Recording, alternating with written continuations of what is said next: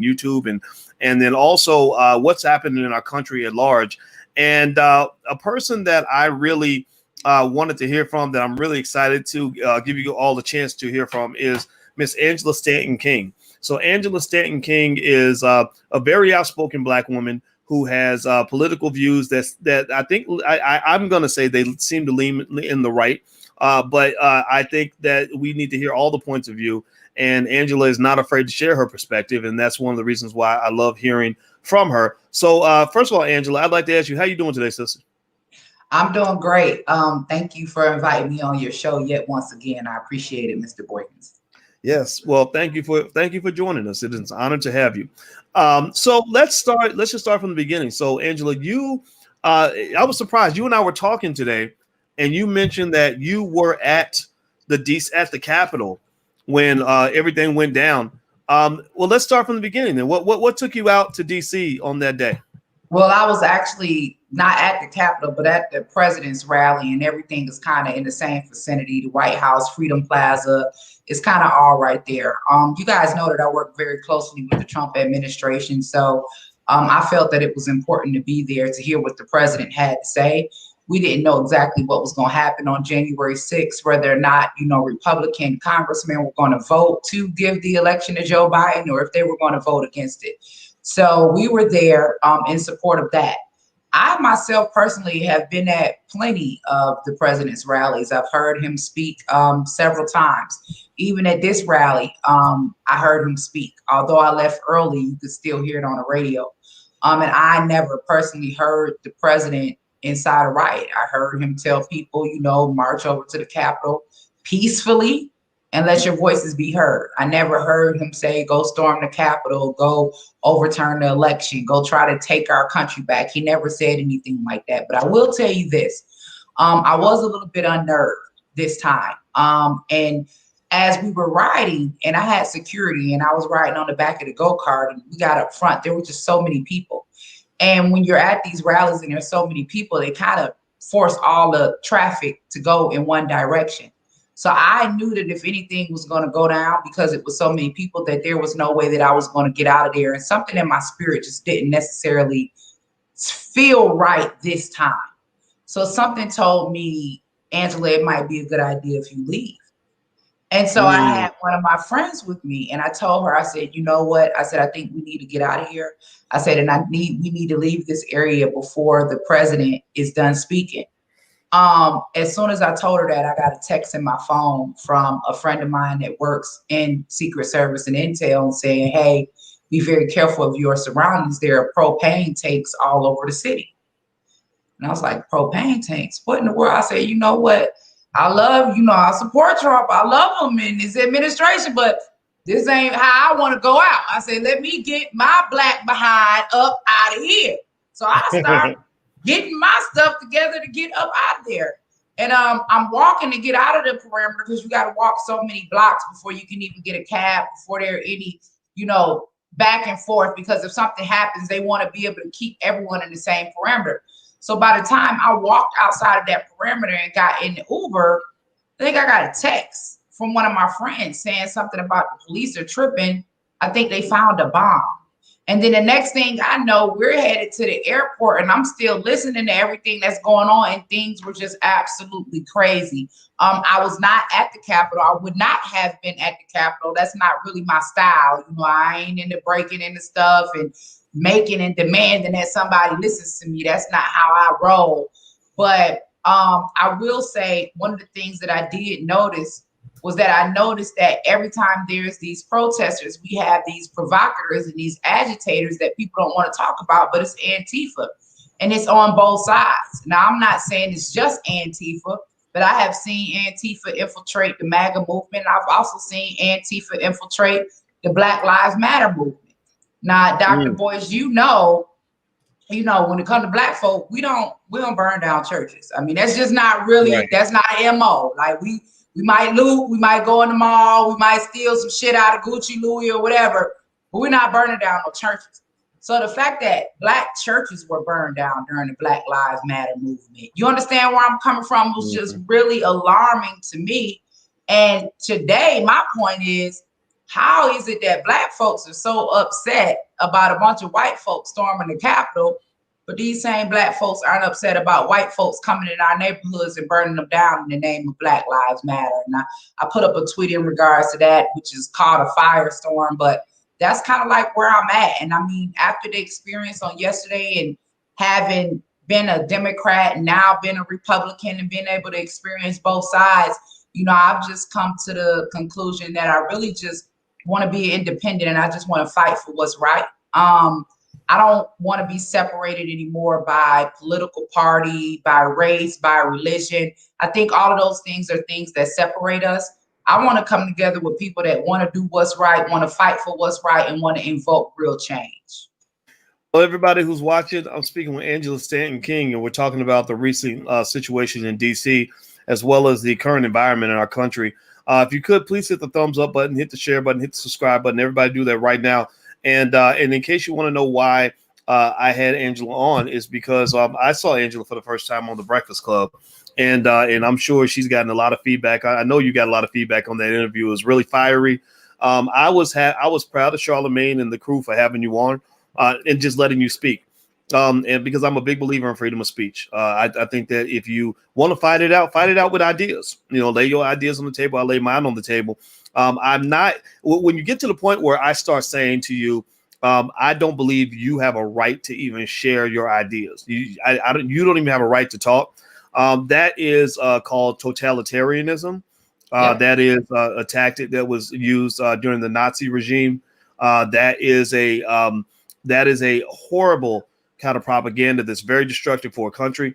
And I believe it's going to come back on black folks. So let me ask you about this, Angela. You as I'm going to go ahead and say you're a conservative. I mean, you're a supporter of Trump, and we'll get into that get into why in a minute, because I definitely think people should hear that.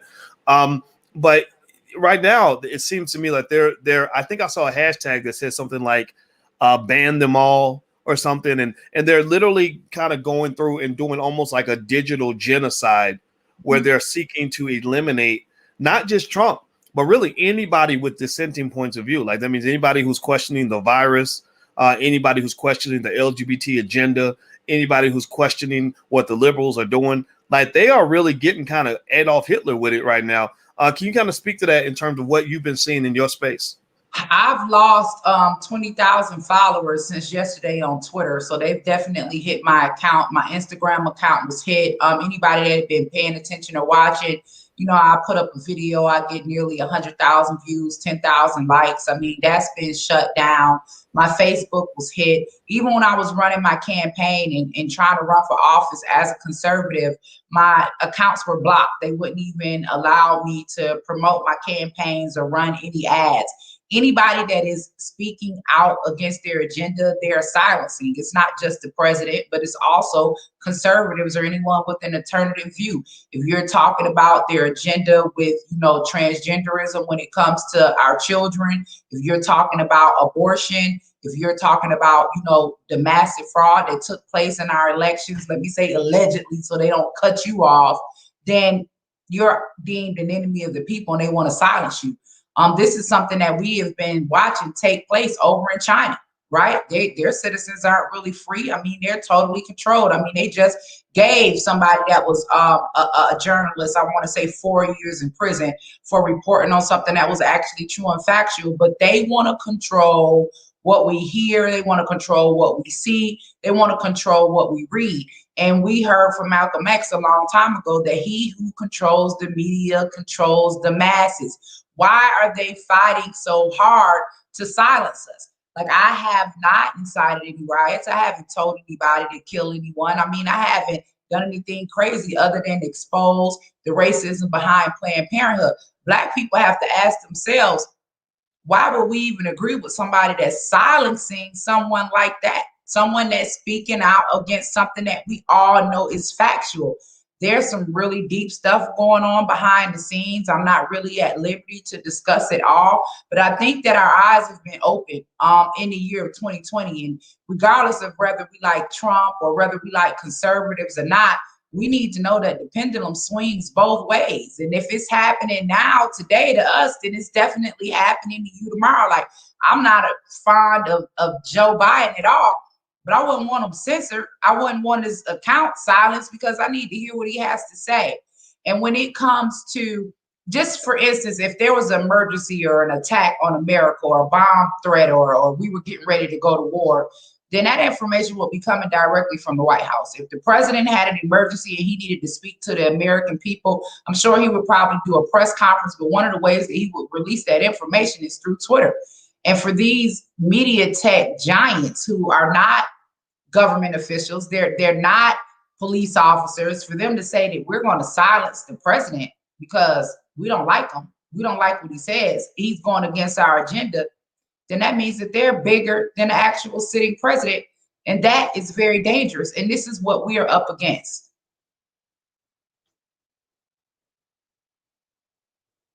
I can't hear you. Can't hear you. Sorry about that. I muted myself when I'm clicking around. So let me ask you this, Angela. The the argument that a lot of people have made when you say, like, why are you censoring? It doesn't make sense to censor the president. The argument that's been made is that he's inciting violence, and that conservatives that are egging on or even in any type of agreement with what happened in DC are inciting violence. Now, I'm gonna give you my direct answer on this. I'm not gonna even pretend to be neutral on this. I'm not. I voted libertarian, by the way. I'm not into that Democrat Republican stuff, but I like to hear both sides. And one of the things that I thought about was, I said, but wait a minute. I heard a lot of liberals who were very much in support of a lot of violence that was going down all summer long. Buildings being burned down, businesses being destroyed, cops getting shot at, just stuff on fire. And I hated it. I didn't like it. I ended up in a real dangerous situation when I went to Portland, where I really almost had to hurt somebody because there was no cops around. There was no cops. So I had to take justice in my own hands. Since that time, murder rates and carjacking rates have skyrocketed in a lot of these cities because there are people that were cheering on this chaos. So I was like, what's the difference between that and this? Like, is it just because one was done by one party and the other? Are y'all that crazy and stupid? I don't know. Give me your thoughts on that. I mean, people really think that skin color makes us different. I mean, I don't think that people get it. I mean, we're all capable of doing the same things. Again, like I said, I didn't hear the president incite a riot. I mean, usually when you incite a riot, you tell people just us what we heard the Democrats say: burn everything down, don't stop. There needs to be no civil unrest. Nothing like that came from the president's mouth. The president said we're going to march over to the Capitol peacefully and let our voices be heard. He never said burn anything down. He never said don't let there be any civil rest whatsoever. So I think that what's happening is you have people on the conservative side that have sat back and watched, Black Lives Matter protesters terrorize our country and burn down our communities, and they got rewarded. I mean, their voices were heard. They got Black Lives Matter murals painted in the streets, several of them in different cities. And maybe they're looking at that and saying, hey, well, if they did it and had their voices heard, then maybe we should do it. Maybe we need to storm the Capitol. Maybe we need to set some things on fire. I said this yesterday and I'll say it again today. I'm perfectly glad. I don't have a problem with a bunch of white folks storming the Capitol. I mean, if you ask me, I'm glad that they didn't come to the Black neighborhoods. I'm more impacted and aggravated by people coming into Black neighborhoods and destroying our communities and then going back to their communities. White folks storming the Capitol doesn't impact me in any type of way. So again, I have to ask my people, what are we really upset about? People are saying, well, if they were Black, they would have gotten killed, they would have gotten shot. Well, guess what? 4 people did die. A woman did get shot in the neck, and nobody got MAGA or Trump supporters painted in the street because of, their destruction that they caused in their fight for justice. I think that people have a right to protest, and I think that our protest should be peacefully, and I don't think that we should give a pass to what happened with the Black Lives Matter riots, even here in Atlanta. Sequoia Turner, the 8-year-old girl that was killed because her mama got off the expressway because the police officers here in Atlanta allowed them to set up a zone, just kind of like in Chase. We remember what was going on over in Chaz, what was going on over in Seattle. These people held the whole town hostage for a week. People died. You remember Mm. a gentleman getting on TV saying the ambulance couldn't even come through to help his son. His son died because they wouldn't even allow the ambulance through. So where is the outrage for that? All of a sudden we're upset that these people stormed the Capitol and posed for some photos. They ain't burn it down. They didn't completely destroy the city like they did to us. So I think that, again, we get sidetracked from what's really going on. Notice how after that happened, nobody was talking about election fraud. It all was about, oh, Donald Trump and these people are terrorists. How are white people storming the Capitol terrorists, but the white people burning down black neighborhoods are heroes? I just need anybody to explain that to me.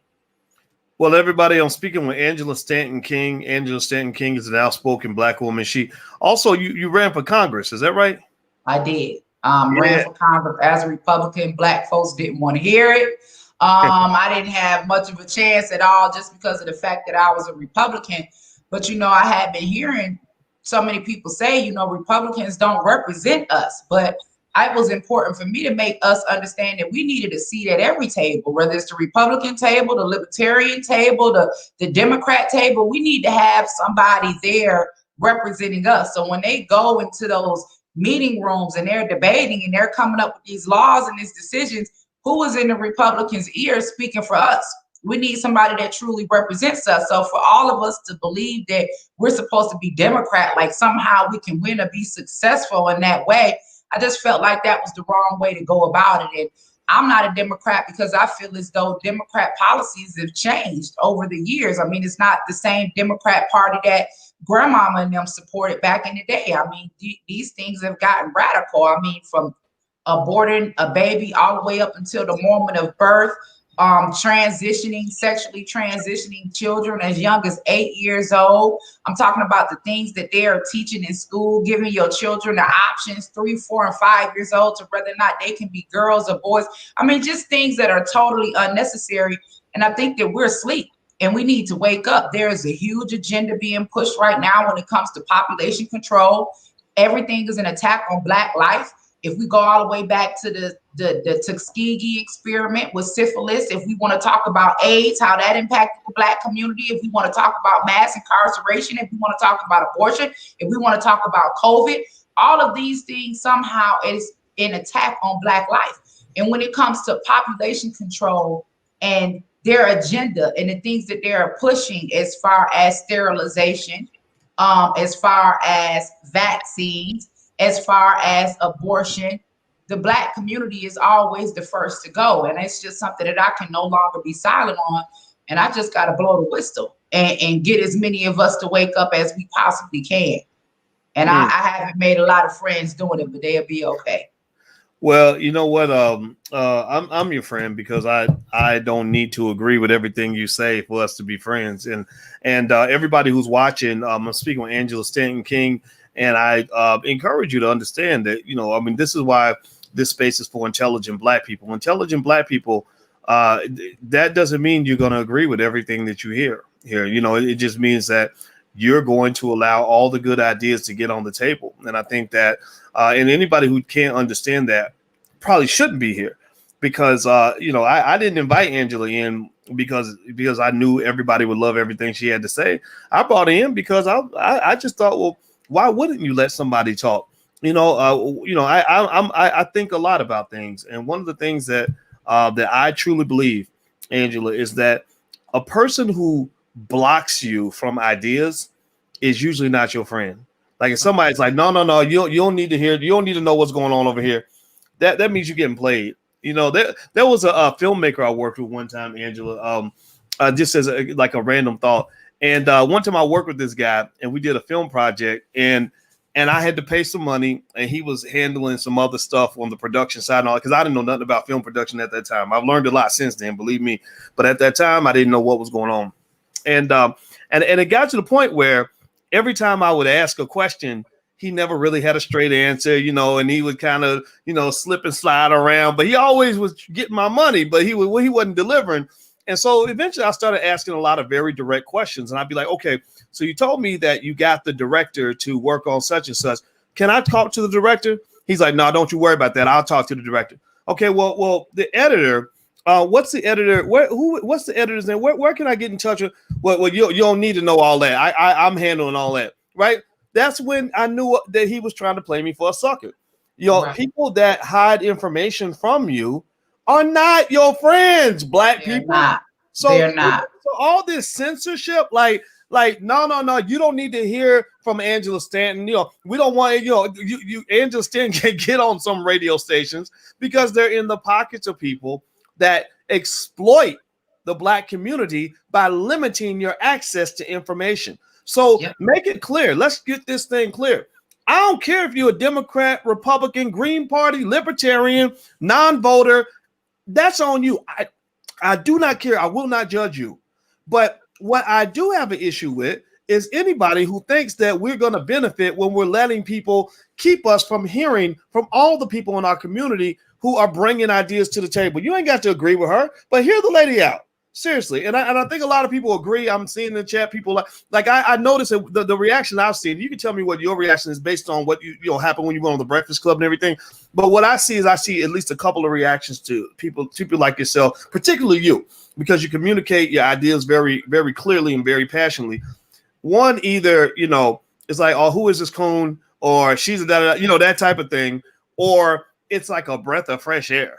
Like people are like, thank you. One of the things that I realize is when it comes to our people, those who have not heard from me and then hear from me, they have a different perspective. I think that what happens is so many times we are blinded by what other people say, what we're reading in the media reports, that we don't give ourselves a chance to hear from them people. And I think that what has happened with this walk that I've had while working with this administration is that Black people have hated Trump more than they love me. Like, I have to ask people sometimes when they get upset and say, oh, you just a coon. Well, why would you say that? What have I done? They don't have any answers. You can't say that I've done anything. Anytime that I've gone in to work with this administration, it's been in regards to criminal justice reform or in efforts to defund Planned Parenthood, which is the #1 killer of Black life, or it's been in regards to financial literacy, the platinum plan, opportunity zones,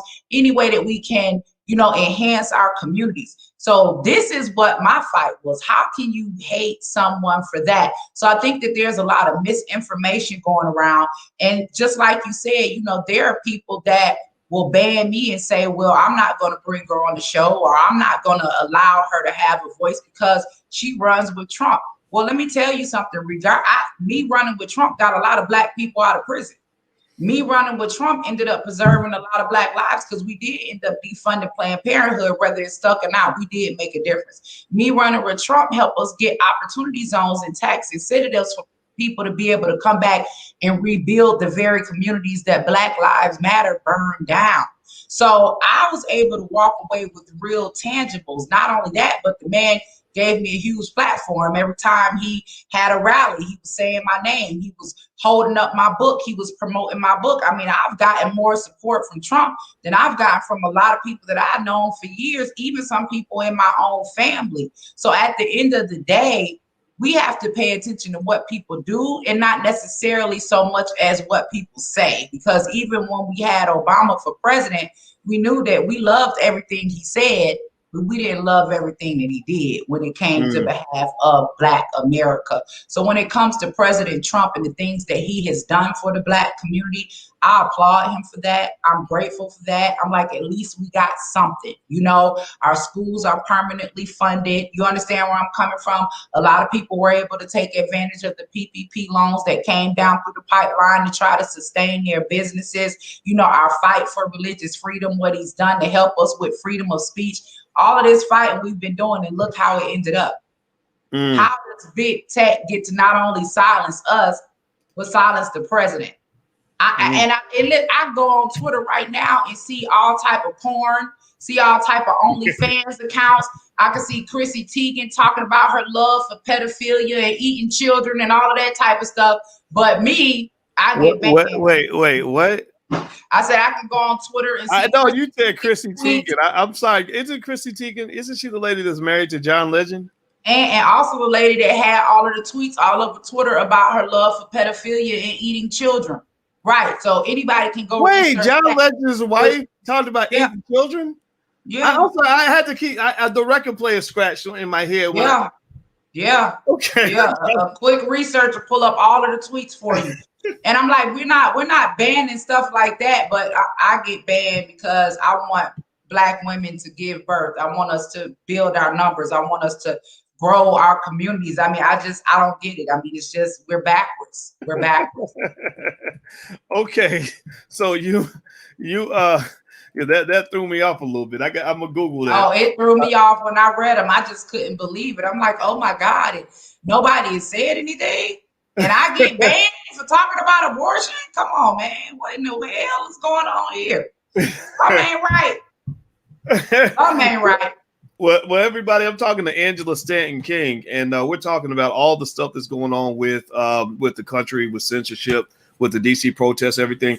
Remember, we're building Black media, and also I want to guide you all to the allblackagenda.com. That is where we have put our Black agenda together that you can implement with your family. You don't need Biden, Trump, anybody's permission to do this. These are things you can do in your own family to make your situation better. Because I'd like to get Miss Stanton King's perspective on this. And so go to the allblackagenda.com, and everybody, please take 1 second, hit the thumbs up button, share, subscribe, hit the notification bell. If everybody could do that now, and then put your hashtag B1 in the chat after you do that, well, I would appreciate that right now. 1, 2, 3. Everybody, thumbs up, subscribe, all that stuff. Please do that. We need you to do that. Okay, so I want to ask you about this, Miss Stanton King. When I see people on the left, burning down buildings and all whatever they were doing this summer, whether it was Antifa or anybody else, part of me didn't like. A big part of me didn't like it because I don't want to see that destruction. But another part of me, I understand economics and inequality, and America has a lot of inequality, and I can partly understand the frustration. When I saw people on the right, maybe country folks, country boy from Alabama climbing over the walls of the Capitol building just to get a chance to speak to his representative. I thought about the same thing. I thought about the fact that Nancy Pelosi and Mitch McConnell, their combined net worth is over $200 million, about $250 million. And I saw these people who are worth hundreds of millions of dollars sitting in Congress, away from the world, detached in a political version of the ivory tower, making life or death economic decisions for starving families.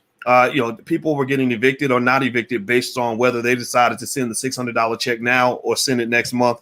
That infuriated me, and I think it's incredibly arrogant that they think, okay, I can't be touched, can't nobody mess with me, and so what I really see is when I look at the extremes, because remember we're talking about the extremes, and I think it's sad when you want to link every Trump supporter to the person that climbed the wall of the White House wearing the elephant ears or whatever he had, the horns on. Let me tell y'all about this Trump supporter.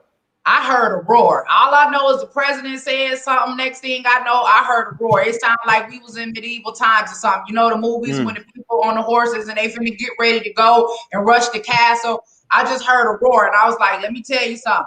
My Black ass finna get the fuck up out of here. That's what I'm finna do. I'm not finna get caught up in none of it. So when you talk about not tying every Trump supporter, it's just like not tying every Democrat. But one of the things that I will say to our community is this: we have to begin to put the responsibility where it lies. Now, one thing about them white folks storming the Capitol and going to question their representatives, if you feel like your vote has been cheated by Congress, then Congress is where you need to have your beef at. Counter to the Black Lives Matter riots, when you got these police officers killing these unarmed Black men, why did y'all not go burn their houses down?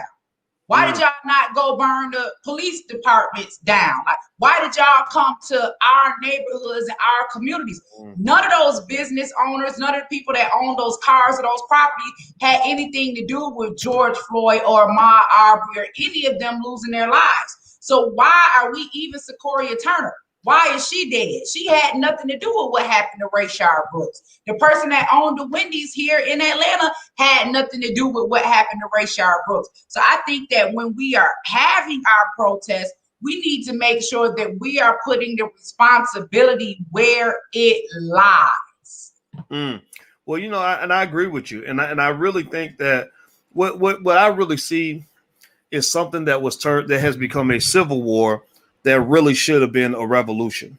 I really think that what we got to realize is that you really have the 1% playing people against each other, all for issues that they don't even care about. And I think there's enough criticism to go around. Whether you're talking about the PPP loans, the PPP loans went right over the head of black people. People that needed the money the most didn't get it. The billionaires and the corporations got it.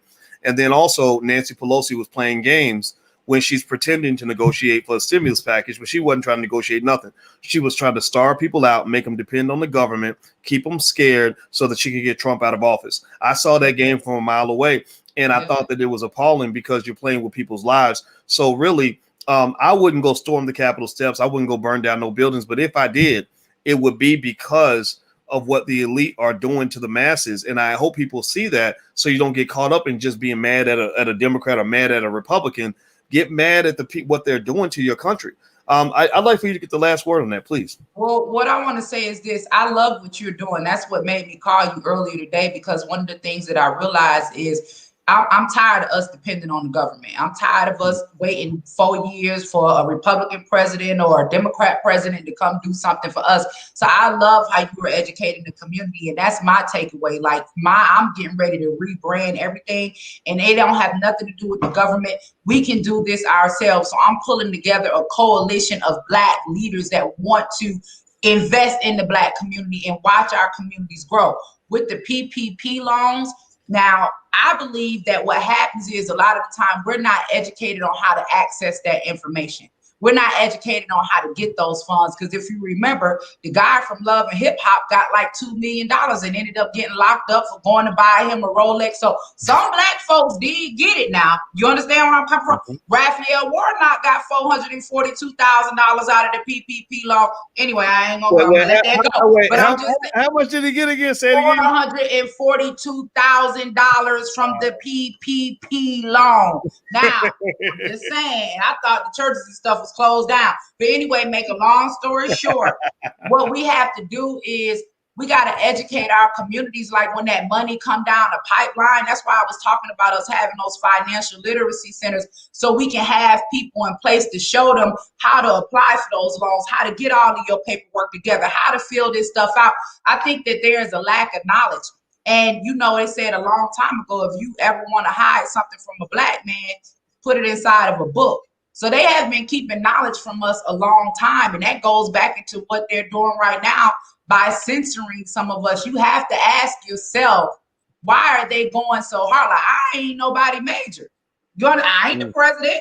Why are y'all going so hard? Why am I such a threat? I must be telling the truth about something. Well, it's the censorship is wrong, and I agree. I think that people can be Democrats, Republicans, whatever they want to be, but I think we got to be Black first, because this is a time where Black nationalism is the best response to racist white globalism. The globalism is what has destroyed your economy. Because they will not hire a factory worker in Detroit. They will hire a factory worker in China, and that money will go toward corporate profits. And so your country is going to continue to decline. And people were already neglecting Black people before we hit a pandemic. Now they're even neglecting white people too. So we got to turn inward. We got to turn to each other. And so I appreciate you, Angela, for your points of view. And I think that you are a remarkable and intelligent person. And I'd like for everybody to go follow you on social media. What is your social media? Where can they find you? So I'm on Instagram, The Angela Stanton. I'm on Parler, The Angela Stanton. And I'm on Twitter, The Angie Stanton. So guys, connect with me. Stay in touch for as long as we can. I don't know how much longer I'm gonna be here. I'm sure they're gonna probably nuke my account sooner or later. So get on there and get the information while it lasts. Yeah. So and that's another thing, just so everybody knows. And another reason y'all got to be careful about this censorship thing, about agreeing with this. I know that they'll come out and they'll say, oh, well, we're gonna censor anybody who uses the N-word, and you're like, yeah, they should. I guess because people somehow think that it matters what white people think of us. I personally don't care what they think about me. But but the thing about it is, you are next. After they go get them, they're gonna come get you next. You're gonna be a victim of their anti-racism programs.